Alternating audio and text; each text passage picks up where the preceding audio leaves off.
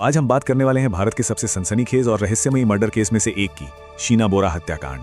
ये सिर्फ एक कत्ल की कहानी नहीं है, बल्कि ये कहानी है रिश्तों की, धोखे की और उस एम्बिशन की जो सारी हदें पार कर गई। एक ऐसी पहेली जिसके कई जवाब आज भी अधूरे हैं।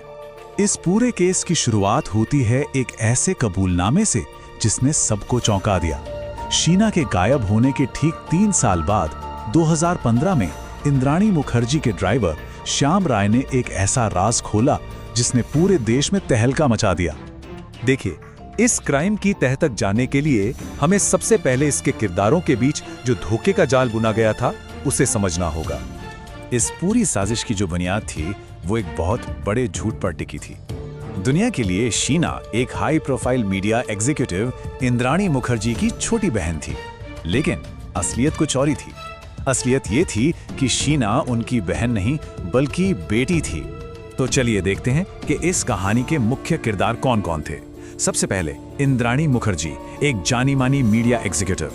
फिर उनकी 24 साल की बेटी शीना बोरा, इंद्राणी के पति पीटर मुखर्जी जो खुद स्टार टीवी के पूर्व सीईओ थे, इंद्राणी के एक्स हस्बैंड संजीव खन्ना और आखिर में इंद्राणी का ड्राइवर श्याम राय।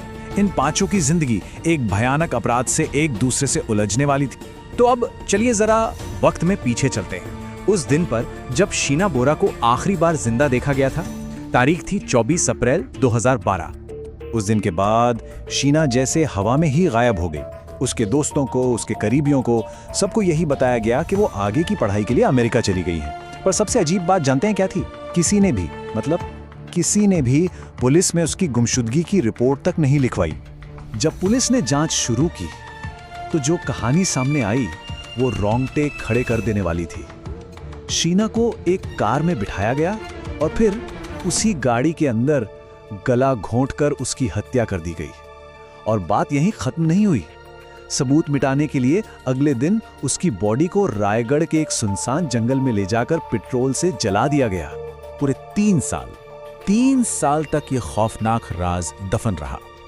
लेकिन फिर आया साल 2015 जब ड्राइवर की एक गिरफ्तारी ने 2012 में हुए इस अपराध की सारी परतें एक एक करके खोलनी शुरू कर दी। हुआ ये कि श्याम राय एक दूसरे ही केस में पकड़ा गया और पूछताछ में उसने शीना बोरा मर्डर का पूरा राज उगल दिया। पुलिस उसकी बताई हुई जगह पर रायगढ़ के जंगल पहुंची और वहां उन्हें कंकाल मिला। डीएनए टेस्ट हुआ और यह कंफर्म हो गया कि वो कंकाल शीना बोरा का ही था। बस इसी पुष्टि के साथ ही गिरफ्तारियों का लंबा सिलसिला शुरू हो गया।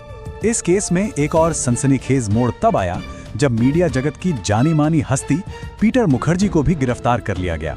अब यहाँ ध्यान देने वाली बात यह है कि उन पर हत्या का आरोप नहीं था। आरोप था कि उन्हें इस साजिश के बारे में पता था और उन्होंने इसे जानबूझकर छिपाया।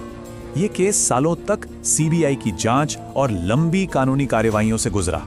फिर साल 2022 में एक बड़ा डेवलपमेंट हुआ जब इस केस की मुख्य आरोपी इंद्राणी मुखर्जी को सुप्रीम कोर्ट से जमानत पर रिहा कर दिया गया।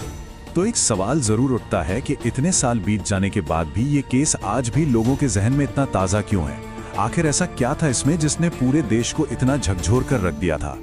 इसकी वजह थी इस केस की वो चौंकाने वाली परतें जो समाज के ऊंचे तबके के काले सच को सामने ला रही थी।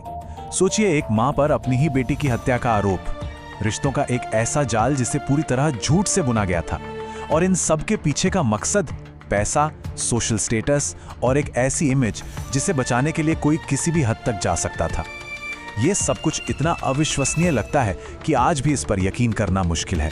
ये केस अपने पीछे कई अनसुलझे सवाल छोड़ गया है। क्या हत्या का असली मकसद सिर्फ वही था जो बताया गया? क्या इस कहानी के हर किरदार ने पूरी सच्चाई बयान की है?